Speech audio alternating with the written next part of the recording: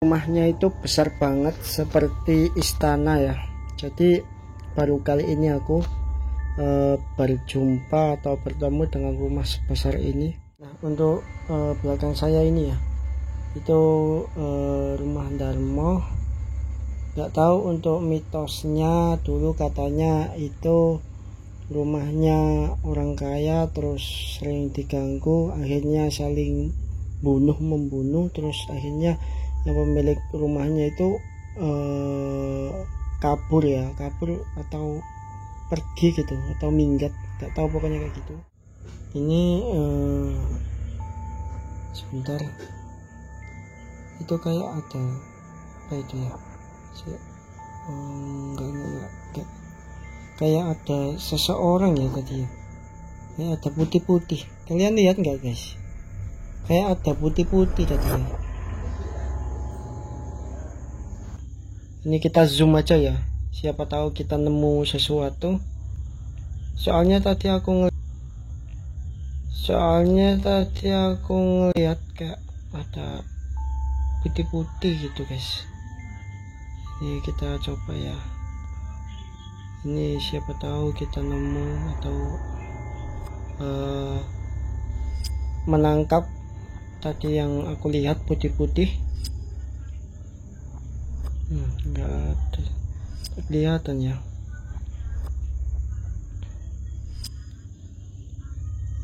Wow, kayak gini ya, serem banget. Wih, mantap.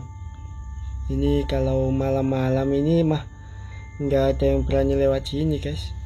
Nanti takutnya ya, soalnya ini banyak pengalaman Gojek, Grab gitu ya, yang tiba-tiba dapat orderan di rumah ini gitu. Jadi ngantar makanan ternyata rumahnya kosong seperti ini. Itu kasihan juga para driver-driver yang diganggu oleh makhluk-makhluk astral yang bertempatan di rumah hantu ini.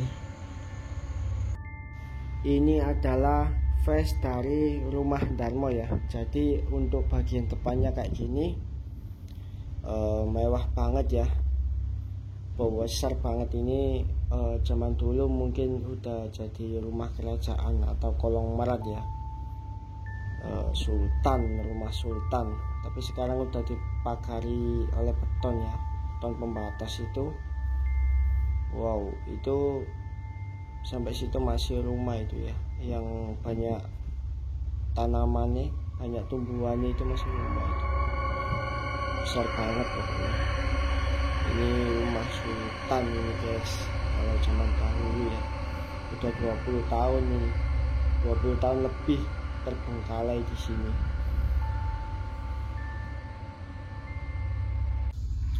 Oke guys, hari ini ya saya mau berbagi cerita atau berbagi kisah ya, tentang suatu kisah yang pernah saya alami, yaitu kisah mistis.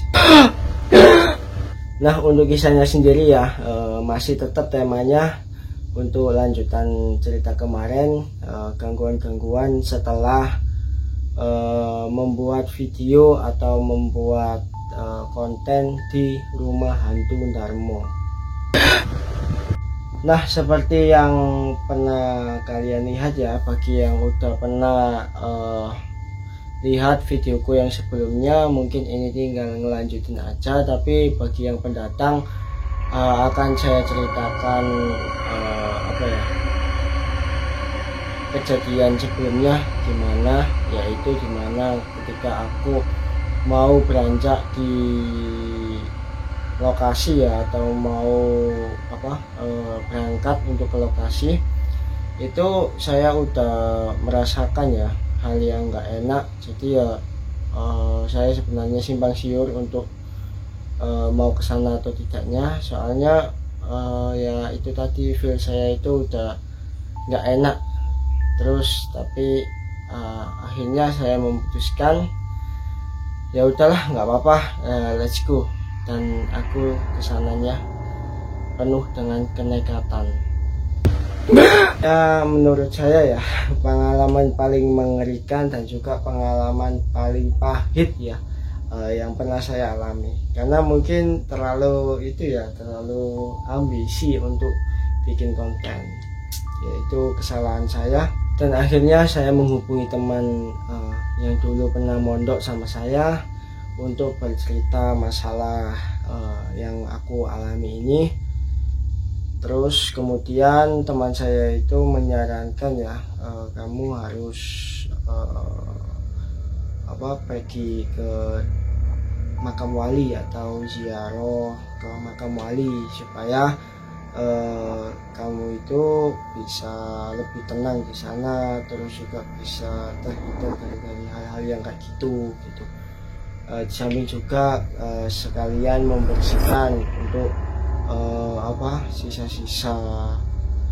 sisa-sisa aura-aura yang nempel-nempel di tubuhku itu kayak gitu. Terus samping itu kamu harus minum air yang ada di wali-wali itu, ya itulah pokoknya. Habis itu pulang sholat, berdoa kepada Allah Subhanahu wa Ta'ala, terus juga baca wiridan setelah sholat. Pokoknya segala cara aku lakukan supaya tidak terkena tidak terkena yang seperti kemarin malam, gitulah. Mungkin itu titik lemah manusia untuk diganggu oleh bangsa-bangsa halus atau bangsa jin. Jadi mereka mempunyai kesempatan ketika kita udah enggak lagi melakukan kegiatan keagamaan.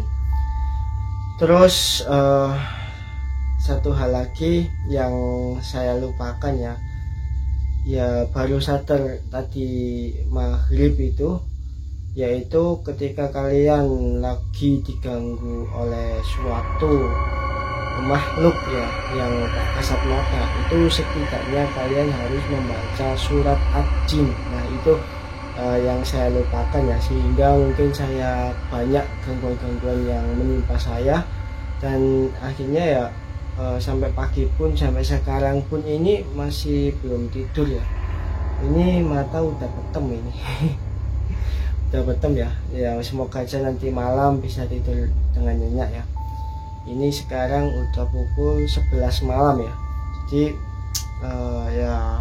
gimana aku mau cerita aja langsung to the point.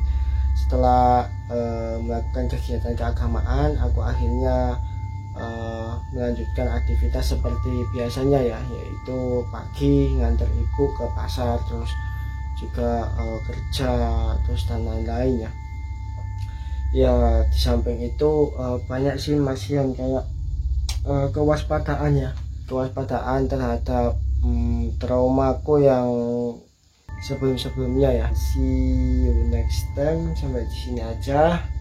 Wassalamualaikum warahmatullahi wabarakatuh.